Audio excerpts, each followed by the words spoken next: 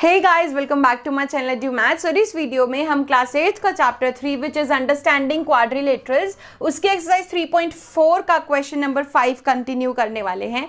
उससे पहले मैं आपको बता दूं कि इस चैनल पे आपको क्या देखने को मिलेगा। इस चैनल पे आपको क्लास 6 से लेके क्लास 10 तक हर एक क्वेश्चन मैथमेटिक्स का आपको हर एक वीडियो के थ्रू मिल जाएगा।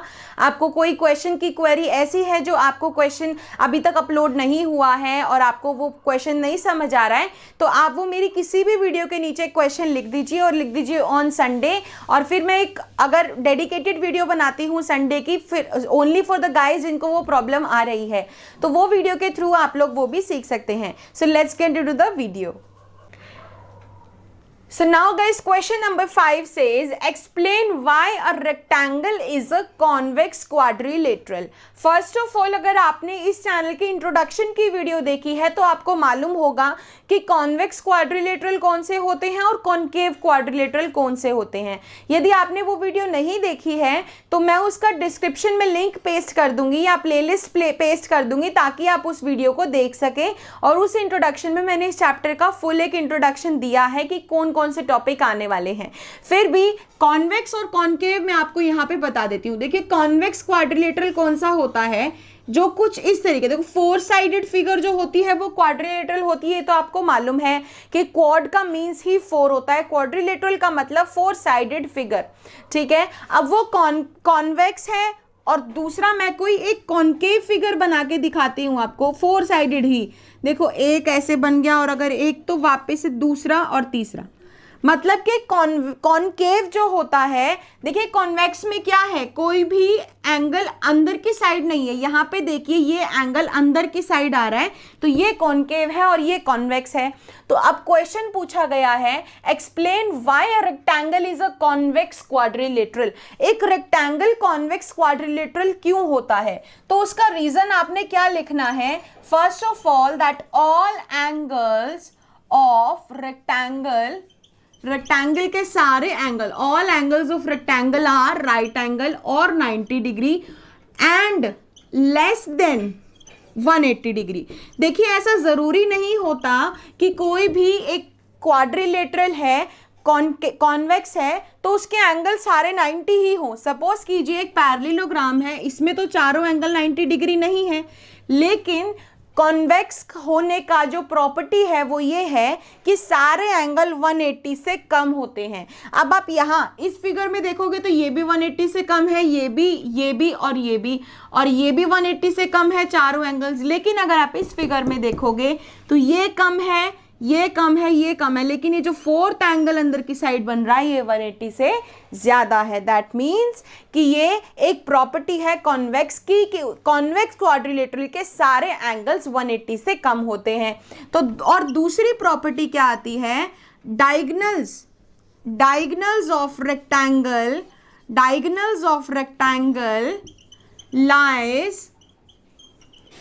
lies fully inside the rectangle.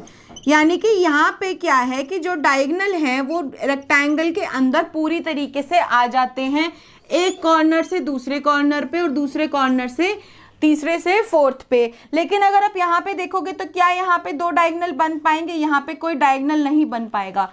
कि तो यही प्रॉपर्टीज होती है कॉन्वेक्स क्वाड्रिलेटरल की और कॉनकेव क्वाड्रिलेटरल की।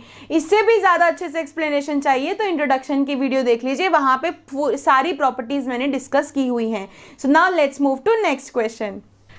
सो नाउ गाइज, नेक्स्ट क्वेश्चन बहुत इंटरेस्टिंग है। Question number 6 says ABC is a right angle triangle. देखो, ये फिगर मैंने ऑलरेडी बनाई हुई है लेकिन मैं आपको समझाने के लिए यहाँ पे बनाती हूँ। ABC एक राइट एंगल ट्राइंगल है, यानी कि जिसका एक एंगल 90 डिग्री होता है। ठीक है, and O is the mid point of the side opposite to right angle. Right angle के अपोजिट जो साइड है उसका मिड पॉइंट, यानी कि सेंटर का पॉइंट। सेंटर के पॉइंट का मतलब क्या है कि ये इससे इधर का पार्ट और इससे इधर का पार्ट, यानी कि अगर मैं इसको ABC, फर्स्ट में दिया हुआ है ना ABC, तो ABC और B पे 90 डिग्री बन रहा है, B के अपोजिट साइड का मिड पॉइंट है O, यानी कि AO, यानी कि ये वाली लाइन और OC ये वाली लाइन आपस में इक्वल है। अब आगे पूछा गया है explain why O is equidistance from ABC। हमें ये प्रूफ करना है कि हमें ये एक्सप्लेन करना है कि O जो है वो इक्वी डिस्टेंट है A के, B के और C के, तीनों के, यानी कि ये और ये अगर मैं बना दूं OB, OA और OC, OA, OB, OC तीनों आपस में इक्वल हैं, ये प्रूफ करना है। तो हमने क्या किया, यहां पे मैं लिख देती हूं, प्रोड्यूस OB या BO to D such that OB equals to OD। यानी कि हमने क्या किया, डॉटेड जो है वो कंस्ट्रक्शन की हुई है, यानी कि हमने O को प्रोड्यूस कर दिया D तक, यानी कि BO को और लाइन को एक्सटेंड कर दिया D तक कि BO is equal to OD, यानी कि ये और ये हमने कंस्ट्रक्शन के थ्रू इक्वल दिखा दिए। ठीक है, और साथ ही में फिर क्या लिखना है, join D to C and D to A। D को C से ज्वाइन कर दिया और D को A से ज्वाइन कर दिया, तो हमें क्या मिला, वी गेट अ क्वाड्रिलेटरल। हमें यहाँ पे क्वाड्रिलेटरल मिल रहा है ABCD whose opposite sides are parallel। क्योंकि कंस्ट्रक्शन से बनाया है तो बिल्कुल सीधी ही लाइन बनेंगी, opposite sides are parallel, hence ABCD is a parallelogram. ठीक है, ABCD क्या है, एक पैरेललोग्राम है, ये मैंने शॉर्ट फॉर्म में लिख दिया है। अब पैरेललोग्राम की प्रॉपर्टीज को रिमाइंड कीजिए। पैरेललोग्राम की एक प्रॉपर्टी थी कि diagonals of parallelogram bisect each other. Bisect each other, bisect each other का क्या मतलब होता है कि जो ये यहाँ पे इंटरसेक्ट हो रहे हैं वो इस डायगोनल को भी आधे आधे हिस्से में बांट रही है और इस डायगोनल को भी आधे आधे हिस्से में बांट रही है। अब क्वेश्चन में क्या गिवन था स्टार्टिंग में, याद कीजिए, O जो है वो मिड पॉइंट है, O जो है वो मिड पॉइंट है, तो AO OC के इक्वल हो गया। ठीक है, अब ये हमने बिल्कुल इक्वल बनाया है दूसरे डायगोनल के, तो ये इसके इक्वल है, तो दोनों के आधे आधे हिस्से भी एक दूसरे के इक्वल होंगे। जैसे कि अगर मैं आपसे बोलती हूँ कि 4 इज इक्वल टू 4, उसको मैं आधा आधा कर दूँ तो आधा करने के बाद भी तो 2 ही आएगा, तो वो भी आधा आधा हिस्सा भी इक्वल होगा। उसी तरीके से जब ये पूरे डायगोनल आपस में इक्वल हैं, इक्वल क्यों हैं, क्योंकि पैरेललोग्राम की प्रॉपर्टी है। और बाइसेक्ट भी करते हैं, बाइसेक्ट करने का मतलब ये इसके इक्वल है और ये इसके इक्वल है।